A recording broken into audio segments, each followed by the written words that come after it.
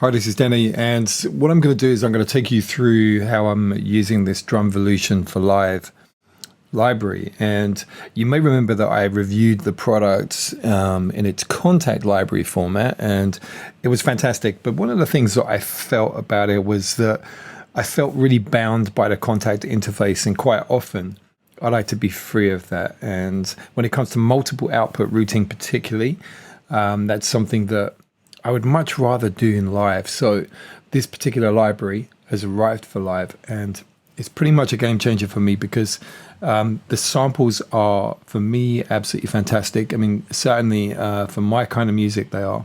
So these are actually organized in banks. Okay, so you got drum banks. And this is bass drum, snare drum, closed hat, open hat, clap, tom, cymbal, percussion, acoustic, and percussion electronic. And if I open these up, you can see that we've got a variety of different kind of categories based on different types of categorization in terms of 808 style kick drums, classic drum machine style kick drums, deep style kick drums. So you'll get used to the terminology as you get used to the library. But what I'm going to do is I'm going to drop in the classic, and I'm just going to show you here. If you drag and drop and you do just one of these, it loads up all of the samples that are associated with that particular category. So that's a folder full of what they class as classic kick drums. And there's loads of them, okay? You can see here that what's happened is it's ended up as a rack. And this is allowing me to switch through different samples and treat it in different ways. Drum tape, I love the sound of that, by the way. We're going to take a look. But what I'm going to say is that this is not the most effective way to do it. It really isn't. What I'm going to do instead, I'm going to delete this. I'm going to set up a drum rack. Okay, so let's just bring this on. And because, of course, this is Ableton Live, we can take anything and put it down onto one of these drum pads. So in this case, that whole collection of classic kick drum samples that are contained in this rack is going to be available on C1 on my drum kit. So there it is.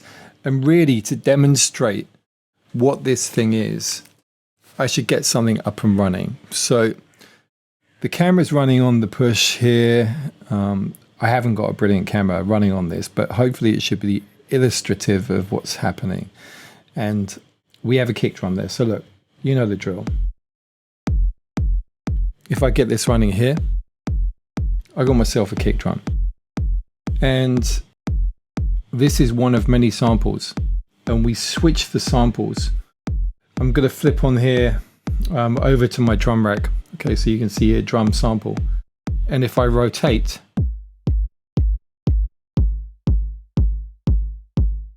I end up with something from the list. Now, just to illustrate the processing, I'm going to take what I would class as quite a clean kick drum. And I'm going to add some personality to that by rotating the drum tape. You hear that? Let's take it off. And then back.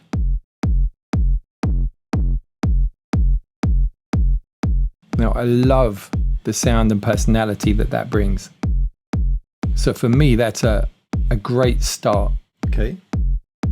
Just going to take that off. Let's go and take a look at some of these other samples.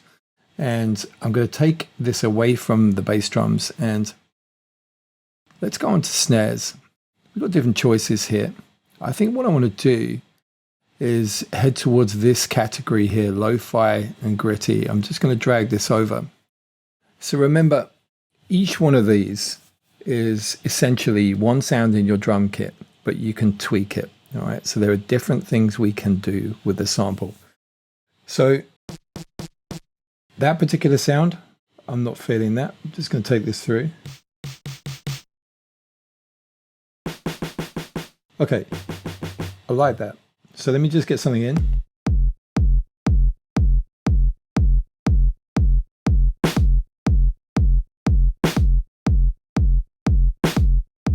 So using the step programming, just going to get a bit of swing on here. So what can we do with that sample? Let's take a look at the options. So we can adjust the pitch. Actually, for me, that's working a lot better. And we've also got these other things here. You've got this layer level. This is a different texture coming through. Can you hear that? That's actually added a lovely, bright and wide space to that sound. Let's take it off.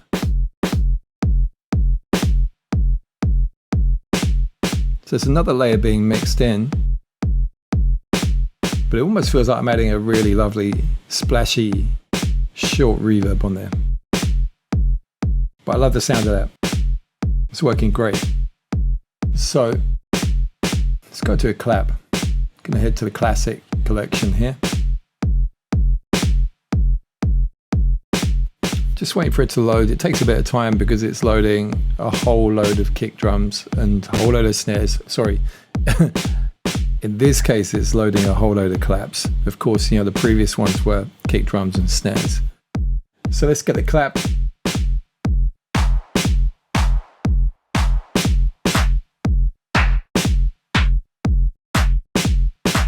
Now, I'm definitely feeling that short clap there, but I'm wondering if we can do something with a layer. Let's just go through the list.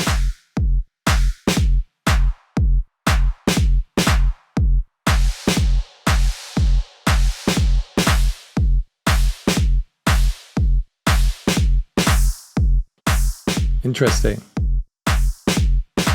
But you can see how this is a very inspiring way to get stuff done. It's all there ready for you. And this is a much more modern and contemporary way to do things. You know, so as I said to you at the beginning, I'm kind of old school. So I'm used to just loading up a single sample, making a choice about that when I'm loading it up, building a drum kit myself, and then applying effects and processing on the mixer after. But there's a lot of time-saving benefits from this particular approach. But there's something about these combinations that always seem to work. Now that I prefer because it's got the tighter element, but it's added some new personality to it. So we also got this transient thing. So this is another layer. We're not hearing a lot of that at the moment. So if I just take this down, and in fact, what I'm going to do is I'm going to solo that. So we can now see, let me take the layer down. There's that transient. So it's a real short sound, which you would expect from something that's named transient, right? Because transient means very short. So this is applying a little bit of a snap to the front of the sound. We bring up the layer.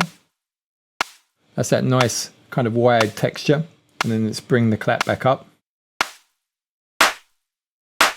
Here we go. I think I might have accidentally switched to a different transient, but it doesn't matter. I like the sound of this. And then let's bring it back.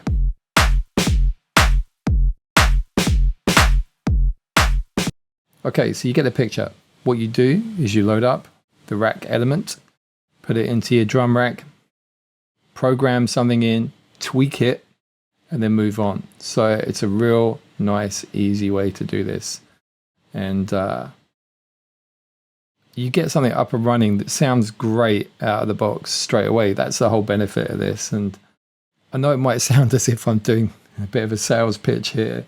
There's no affiliate program on this. I'm not getting any benefit from doing this. I just totally believe in the product. It is, for me, a fantastic library, and I'm sure it will be for many of you guys too. So let's get this in. Check the samples.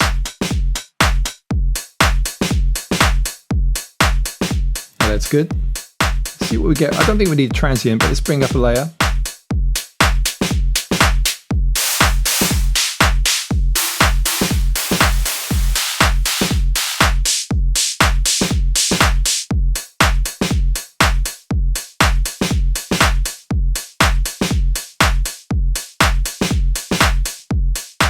Okay, I like that.